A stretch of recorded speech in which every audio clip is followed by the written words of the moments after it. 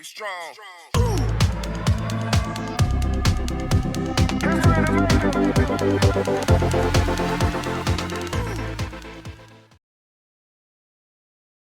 Good morning, good afternoon, and good night, and welcome to this demonic episode of the Amateur Otaku Podcast.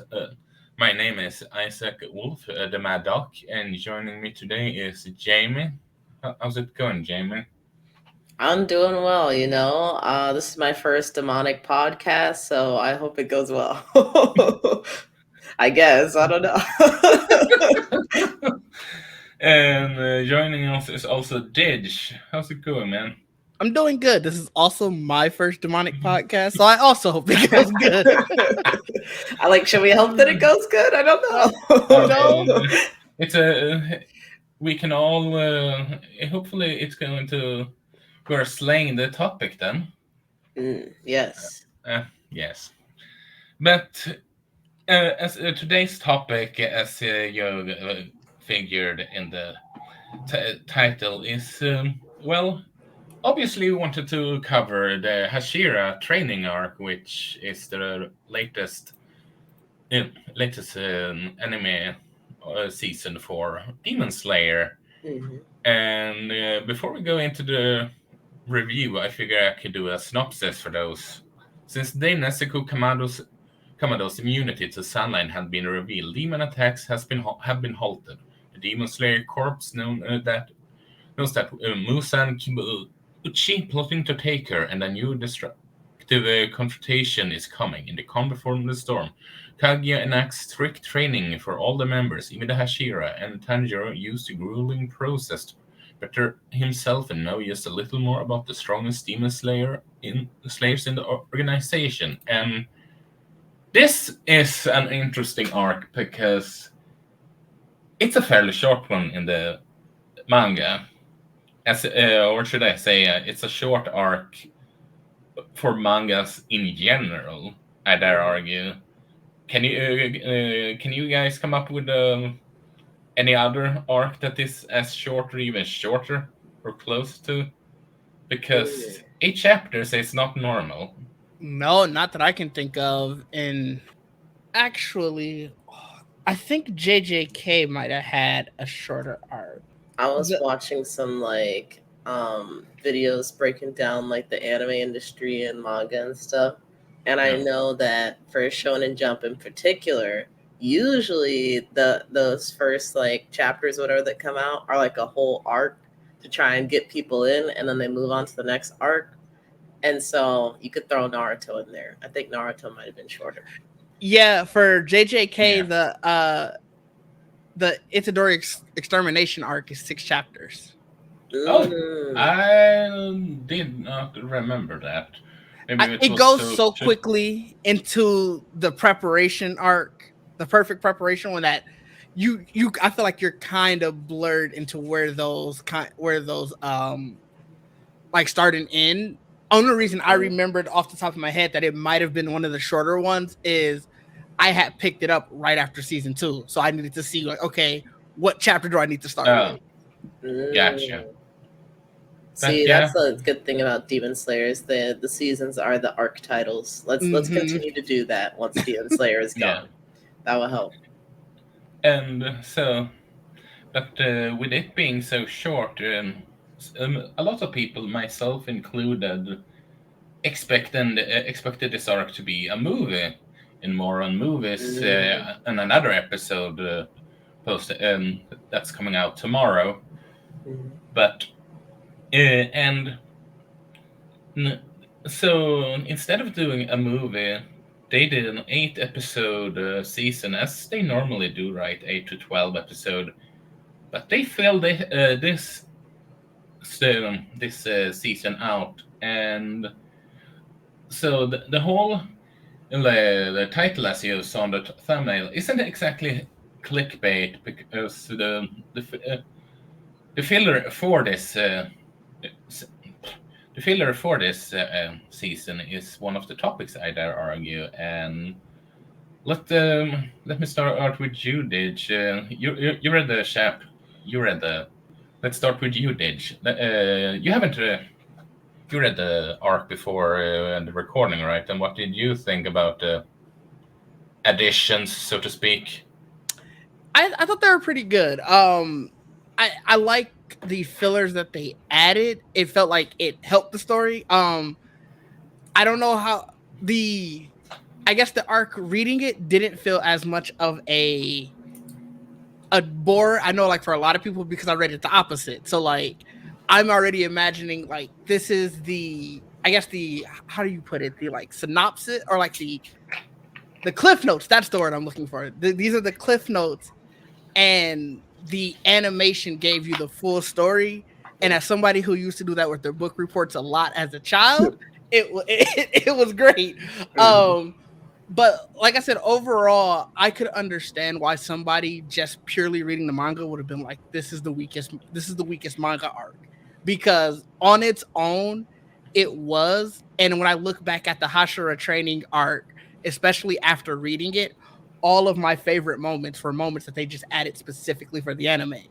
So props to them, one, for doing that. I'm curious to know, and I guess I won't know unless I read the rest of the manga, if it flows to that story.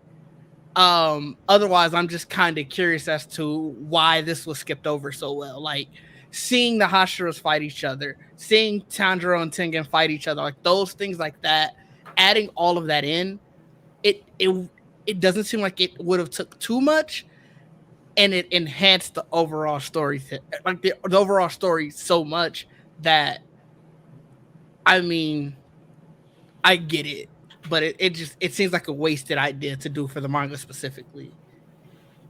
I can understand what you mean. I mean, fillers at some point aren't exactly bad. It adds to what maybe the mangaka feel like they missed during the manga production. But what about you, Jamie? You also read the arc before we did this recording. So what your thought of the comparison between the two and all that jazz? Yeah, kind of going into this arc, and I want to say I said this before we got into this season, the Hashira training arc, that I had just heard like mostly like lukewarm to just negative things about this arc, and like, oh, like it's one of the worst, like blah blah blah. And in my head, hearing that it's one of the worst is like, oh, this is bad.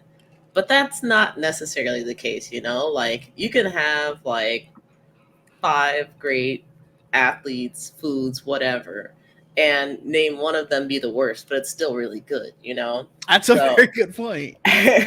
So that's kind of, I guess, it shifted my perspective on what people meant by like this is the worst arc in the manga or possibly in the anime before it came out.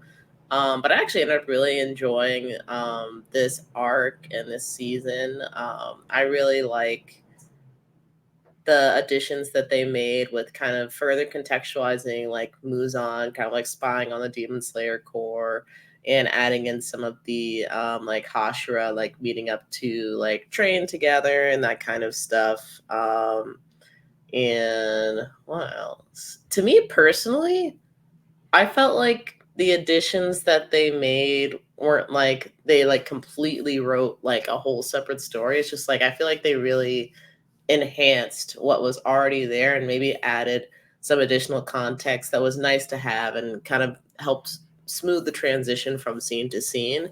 So as far as like the filler goes, like this is definitely the way to do it, because it didn't feel like filler to me at all. It just felt like, the story was continuing really naturally. It felt like a director's cut.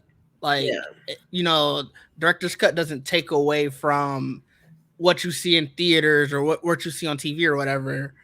It just enhances the story. You see the things that the original vision probably wanted to include, but they either didn't have the time or the resources. Mm-hmm. So what you're saying is that a certain infamous director shouldn't get their hands on Demon Slayer. Oh God, I was not. Yeah. But at the end of the day, maybe they should not. Stick to your lane. I have to ask you guys also something, since you guys haven't read the manga before now.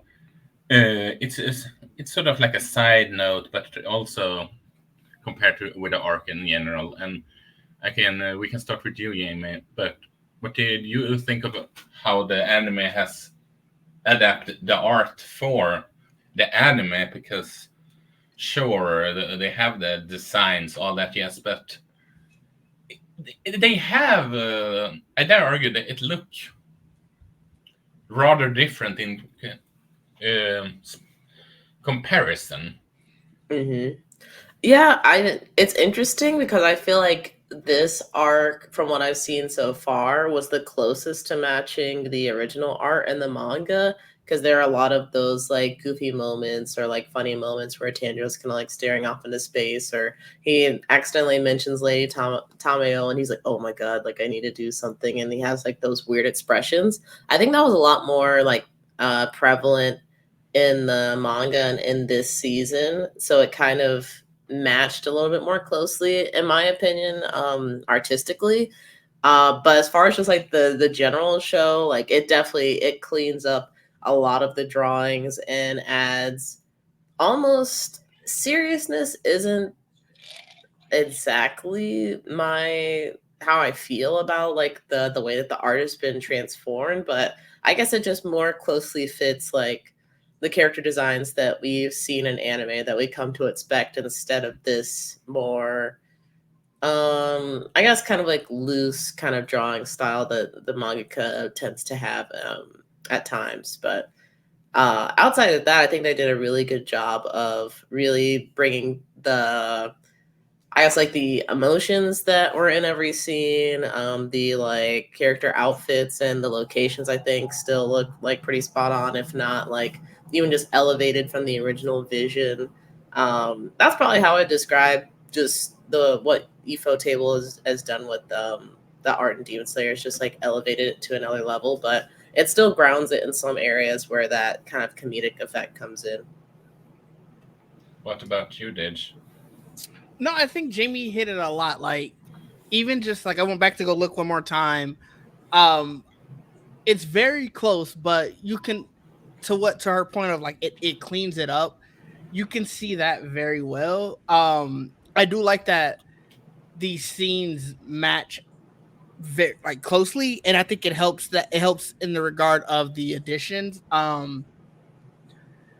Overall, I think I'm always going to be more of a fan of animation than I am manga, just because I like the color. Obviously with manga being in black and white, so much is left to the imagination. Um, you almost have to relish when you get those full color chapters, like those full color pages or whatever. But it is welcoming to see that, especially for somebody who just yesterday was talking about how some of the character designs for Kaiju number 8 threw me for a loop. First off, to see that they are obviously with the changes that are just necessary from going from hand drawn to digital to animation, to see that they're that close, I think that makes me feel good. Like I'd have been kind of upset if I would have went to the manga and it's like, wow, these are drastically different. Not to say that I think that the kaiju ones are, but for me, the first glance was this is noticeably different. And to Jamie's point, when I saw the manga here, I was like, oh, okay, this is just a cleaner, digitized version. That's cool. Yeah, a little different from I've heard the Attack on Titan manga does not look anything like the anime. It looks rough. Interesting. Honestly, I love the Attack on Titan manga, even though I can show you guys after this recording, but it's rough. It's to some extent, I dare argue that how should I put it? It's hard time viewing what he is trying to draw at times, because it's such a raw. His specific drawing style. Let's go with that. That's wild. That's why the story's so good. He's like, I can't go off of artistic talent alone. I gotta write the hell out of this. Yeah, I mean, that's one way to put it. Mm. But yeah, it's a good thing that you mentioned Attack on Titans, by the way, because I don't know about you guys, but this whole season when it comes to filler feels sort of. I know that I sound like a broken record right now, but for those that haven't read the Attack on Titan manga, you can the whole them training with each other for becoming scouts is not in manga. It is in the anime, and that for me, I do believe is the right type of fillers, type of scenario. Right. But I have to ask you guys what if based on what you guys read and while you watched the season, what were your favorite additions to the so to speak? It's definitely the Tengen and Tanjiro fight.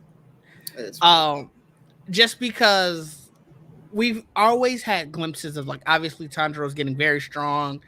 He's moving up the ranks to like being an elite demon slayer. But to see him matched up against, one of the Hashira, one of the cream of the crop, was very cool. Like, see him holding his own, and especially to see all of the other just slayers around him. Like, yo, this man, he's special. So like I said, you get the instance of you get the inkling of it just from seeing him fight some of the upper moons already in the previous seasons.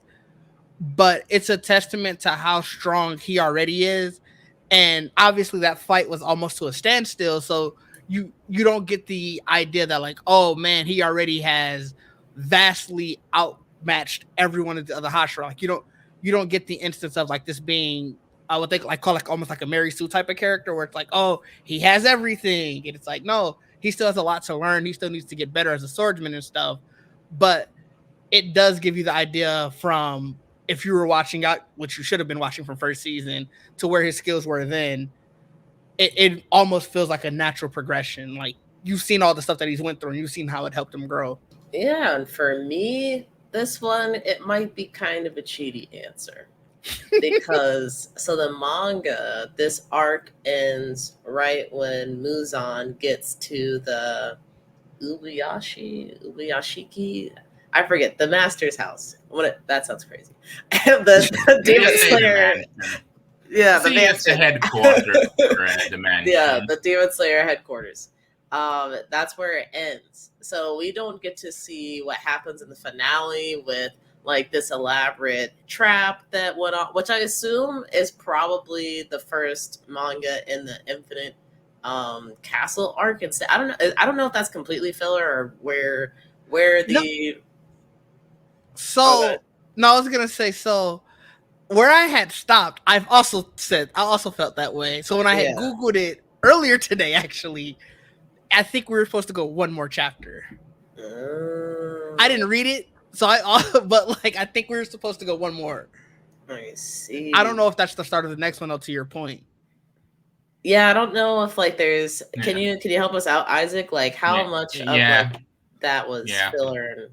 So, they ended it on. I just checked, and it's 3 chapters after the arc that they ended the season. That's interesting. Which is interesting. Like you said. I kind of like it though. It was a perfect cliffhanger. Yeah, I was lit. I would have been happier reading those 3 chapters, I think, because I don't like cliffhangers much. So I can only imagine.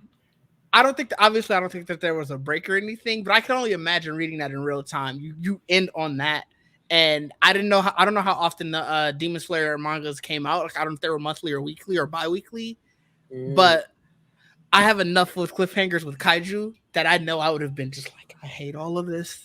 I hate everything. See, but it was like we hadn't had a cliffhanger the whole season, so for it to be build up to that, I was like, ooh. But that's the end of, if that, like, presumably the end of the arc. say if the author would have wanted to go on like a month-long break. Now we just gotta wait just to see. You got it, man. You got it. Come back with some more heat. Come back with some more I heat. would have been mad. I mean, you are accustomed to in what's it called, cliffhangers from both Kaiju and Boruto and JJK. And you think I'm not mad every week? Damn. Like every week I am upset. Oh my gosh. And you know my reaction to the cliffhangers with the JJK manga, that's a different story, especially the latter one. Oh, look, I'm just keeping it out of my head. One day I'm just gonna let them build up and just read it once, but then I'm just gonna afraid it's gonna be an even larger cliffhanger. I feel like you're just never gonna get away from it. Yep. If I'm not mistaken, the Demon Slayer manga had ended when season 1 had piloted, but I can't misremember. Dang, for those people, I hope. I didn't either, actually. So it's so if you wanted to go full on manga reading after that season, you didn't have to wait for the series to conclude, I guess then. Because I remember after season 2 at least, that's when I started, in the middle of season 2, I started reading the manga, and then then the manga was finished. It's a fairly short manga in comparison to all the other shonens. It's about it sounds like about 200 chapters. I thought 208. Okay, yeah. Oh, wow. Oh, wait. No, I think it's about 208. Yeah, around that regard. Bad. Look, Naruto was 700. What did you say? Naruto was 700. The shonen manga and these days are becoming shorter and shorter. I've noticed. It's just one piece and Dragon Ball that keeps, and Boruto, if we count in Naruto, that keeps on trucking. I think it's probably because, hopefully, just in the anime and manga space in general, things are starting to become healthier. Because I know for sure there are so many anime that they were going to end at a certain point, and the editor is like, nah, dude. Like, we're not stopping. This is making too much money. Keep going. So. That's how I felt like Naruto had to be. I remember I was 7 when Naruto started, and I read Naruto through college. Like, I was graduating. Like, that was my last semester when Naruto ended. Like, one of my friends, he read it all the way through. So we're like, yeah, we're about to be done with our college journey. Naruto's going to be done with his journey. Look at it. I'm like, we started this when we were 7. It's insane. Yeah. Just imagine those who started One Piece when it first came out. I can't imagine. Yeah, that's crazy. That's like me and Attack on Titan. I started Attack on Titan in middle school. We've now finished it, and I am out of college. It's been a long time. Yeah, I get what you mean. It's looking back at when you start old shows, you end up feeling old. Yeah. Yeah, you do. But this went in a different direction. But I don't really know what else there is really else to say at because we have dwelled into sort of like spoilers, considering with all Tanjiro and Tengen and all that, yes. But outside of maybe, what were your favorite Hachira training part? Ooh, okay. My favorite What automatically comes to mind is the one I'm salty about. I have to think about my favorite one, but I'll explain my salty one. Okay, Kanroji's training. Why? I feel like they don't ever want to show her. Like, even when it was her time to be with Tanjiro, she was barely in the season. I'm like, what do they have against Kanroji? I was so sad about that. But my favorite, I think it has to be I keep forgetting it's the Stone Hashira. I like the Stone Hashira because everybody was going through it the whole entire time, but it was cool to see like the boys back together and they were all going through it. And then it also gave us a little bit of mystery with like Zenitsu and what could be going on there. This isn't the spoiler section, right? Or wait, I guess we've I been was giving talking about spoiler. yeah. We have given spoilers. Okay. So I just realized I was talking about a spoiler. I'm like, this isn't a spoiler, right? But I was listening to a video earlier talk about the just like season overall. And they were like, what if Zenitsu got news that like maybe his grandfather passed away or something, and that's why he like his whole demeanor changed and he was suddenly like very serious. And I'm like, damn, I hope it's not that. And maybe he just like had to steel himself because he saw like, Tanjiro, he got the stone to move, and Nosuke, inspired by Tanjiro, got the stone to move, and he's like the one kind of being left behind. But yeah, I'm really curious to see what's going on with him. Because like I've been saying the whole time, I don't think I was with this podcast at the beginning of Demon Slayer. But since I've been on this podcast talking about Demon Slayer, we still don't know anything about Zenitsu or Inosuke. So to add a little bit of something to their character, like I'm very curious to see how they're going to play with that. And unfortunately, the last arc of the series, but better than nothing, I guess. it honestly, I will go so far to say this without going into spoiler territory of the next arc. Mm-hmm. But this arc is the one arc that makes me tolerate Zenitsu. And it's on record on how much I disliked the Zenitsu as a character. Mm-hmm. That's interesting. Okay. Interesting. So that is really interesting. And, for me, the Snake Hashira, his training, just because how ridiculous crazy. It was. Yeah, that was crazy. Like to have people strapped to these wood and just be like, you have to swing between them. Yeah. If you hit them, you lose. And it's just like, who else this is training one person at a time. Like it was just ridiculous. He was jealous, I guess, yeah. I feel like the training wasn't like that before Tanjiro got there. No, it definitely felt like it was specifically for Tanjiro. Yeah, because like, there's no way. It seems inefficient otherwise. Like, how often are you doing this? Like you got to rotate people out, like right? Yeah, because nobody else is training at that point. They're just like strung up to the wood. The way he talked about him about don't you dare talk with the Mitsuri, blah blah blah blah blah blah blah, and all that, being annoying. I mean, he's jealous.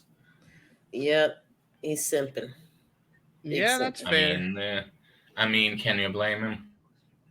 She's great, but they never want to show her. So yeah, honestly, the reason why I think they did not that super focus with her in this arc is because she was shown, even though it was briefly, in the Swordsmith arc, Lost arc. So they wanted to give more. This is just speculation, Jamie. I know, and it's like, I see what you're saying, but it's also like, even in that arc, we did get to see a lot of her and get to hear her backstory and everything, but then when it came to the fighting, we barely got to see her at all, and I was so disappointed by that. So hopefully in this next arc, we'll get to see a little something, and I assume we will, but hopefully it's substantial. That's all I'm asking for. But who would you say had the most spotlight of the Hashiras in this arc then? Nemes, Gyome, or Obani, the Snake, Wind, or Stone Hashira? Maybe even Gyo? A lot of them got some good spotlight this arc. I feel like the one that kind of stole the show for me, and I know it's like Hime Oh, Jima that's or the something stone like that. one. Yeah, the Stone Hashira. I think he got slightly bigger spotlight than the rest of the Hashira this season because of we didn't really know much about him before. Like literally, I didn't know that he was blind before this arc, which in retrospect, thinking about it, I'm like, oh, you probably could have guessed that he was blind. But I literally did not know that he was blind. We got to hear his backstory, and we also got to see that he has such a close relationship with the like father of the Demon Slayer Corps that he trusted him to say like, I'm gonna blow up this house, blow up my wife, blow up my kids, which I thought was insane. He would even blow up his kids, but I'm gonna blow everybody up, and I need you to kind of like play along with it, play this up, so that way all the other Hashira, they get enraged and they like fight Muzan even harder. So that I felt like he had the biggest spotlight this season. I mean, he was the oldest of the Hashira, so he is more emotionally sane. Is that the word I'm looking for? I mean, imagine him telling the plan to Sanemi, the Wind Hashira, and would he listen? No.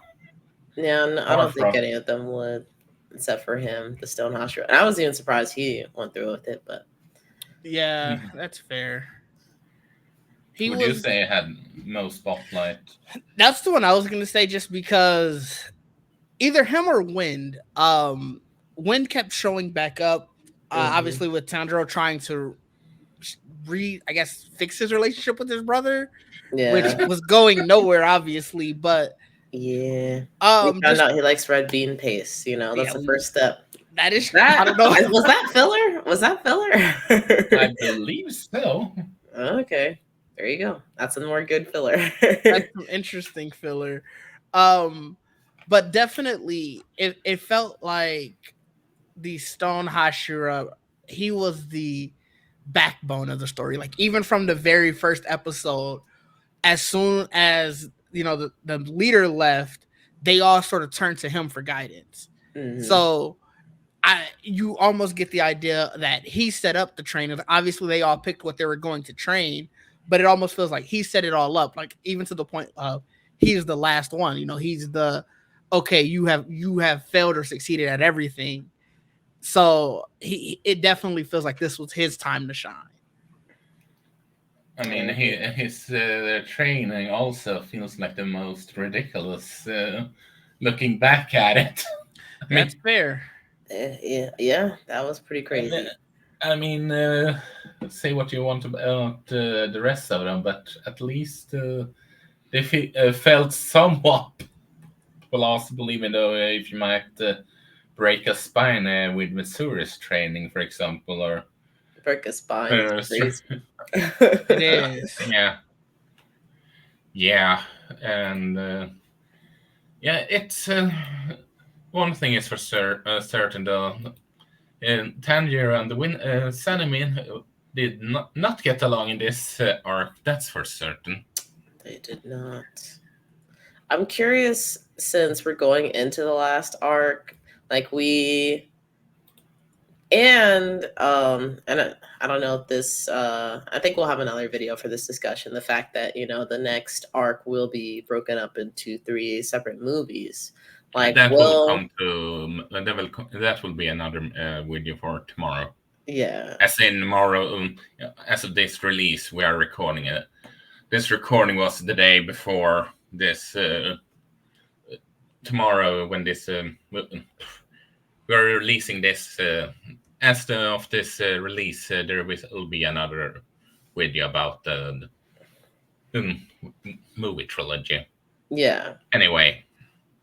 So I'm wondering, like, will we have enough time to develop like the Wind Hashira and even the Snake Hashira that we don't know that much about either? And also is she a butterfly Hashira or what is her thing? I forget. She is poison Hashira. Poison, yeah. I feel like insects Hashira, she's called, but she's specialized in poison. Right. Like, I feel like even with her, like, we've seen more of her, and even had a little bit of her backstory in this arc. But she hasn't been as present since, I want to say, the first season. So just getting to see a little bit more of her would be cool as well. As well as, the two guys that I'm always asking about, Inosuke and Zenitsu. It doesn't feel like a lot for 3 movies if they're gonna be like, full feature length. But it also, could it be, I guess, a lot to digest over 3 movies? I don't know. Without like having to establish like 2 or 3 people every movie. I don't know. With all the fighting going on, who knows? Yeah, but let's save all the details for the other video about the movies on that regard. But are there anything else you guys want to talk about this season before we wrap this thing up?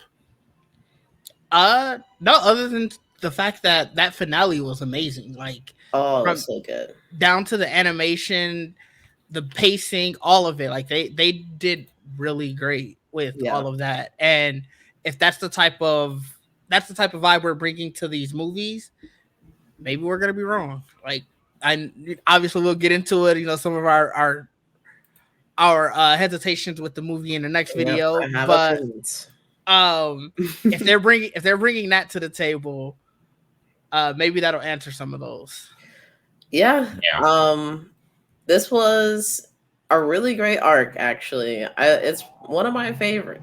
So for the people that maybe didn't enjoy it as much, I'm curious, like, what their reasoning was. If it was like the brevity of it, the just like lack of fighting demons and Demon Slayer. I guess I could see that. But as far as what I look for in anime, like getting to see some of that character growth, we did get a little bit of infighting, which was still cool to see. And just some goofy boys and girls doing their thing. This was a fun time for me. So I enjoyed it and am excited and slightly sad for the end of Demon Slayer in the future. That's fair. Yeah, that's a good show. I'm sort of the same, even though even as a manga reader, it's a bit shame that the anime is ending. I'm curious what Ufotable is gonna do next, but that's a topic for a different video. It's a shame that. Oh, sorry, I was gonna say it's a shame. No, go on. Like specifically for the animation, like the TV animation, that is over. I am gonna miss the week to week being able to watch it.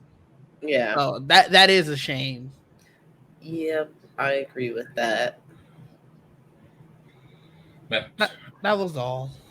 Yeah. Didge, where can people find you? You can find me at Didge_DEE at all places, as well as on the Geek Set podcast. As the time of this comes out and the time of the recording, we have started our final push for the Black Geek documentary. You'll see some of the celebrity reels that we have put together, just a bunch of people who we've already worked with and will continue to work with, to let you know why you should be excited for the documentary coming up. I feel like I've said it enough, so we're going to let the people talk. Hey, that's dope. I'll have to check that out right after this. That's nice. What about you, Yemi? Where can people find you? You guys can mainly find me at Swiper_Prime on Twitch and on YouTube. I've been playing through Ocarina of Time on my YouTube channel and having a lot of fun with that. It's my first time ever playing it, which is crazy to think about, considering like how big of a Zelda fan I've become with Breath of the Wild. And then I'm also playing through Final Fantasy VII on my Twitch channel. We're about like halfway through the game and heading to the Golden Saucer. So that will be a lot of fun. Gonna gamble my money away on some chocobo races. Oh yeah, and it'll be a good time. Hope. I'll be winning. In the future, I want to have a Zelda tier list video from you, Jamie. I gotta start playing more Zelda to make that happen. I mean, if it's like what I personally played, the tier list video gonna be kind of short. But if it's just like what I know, we could do that. I mean, there is you have the doesn't you have the expansion pack for Nintendo Switch? Yes. Yeah. Then you have Majora's Mask and all the Game Boy Advance and Game Boy Colors to go through. So you have options. I do, but it's the time. That is always the biggest issue. Gotta get that time first, but that is fair. Well, maybe it'll have to be a tag team. If you played some Zelda games, Isaac, we could tag team it together. Cover the areas that we miss. You know what? If you are covering Four Swords one day, I can join in with you. But anyway, well, you can find me over at here at the Amateur Otaku. I've started writing for on my own blog at The Wolf Writes, thinking about starting video reviews, but that and the first one will be on Shin Megami Tensei 5 Vengeance. Rest in peace, my sanity. That's all I'm saying. Dij and Jamie know exactly why. And well, we did the other day a recording of the Kaiju number 8, season 1, that is up on this channel. That if you're interested and you missed it, but anyway, have it awesome, y'all. Bye. Please like and subscribe. And comment.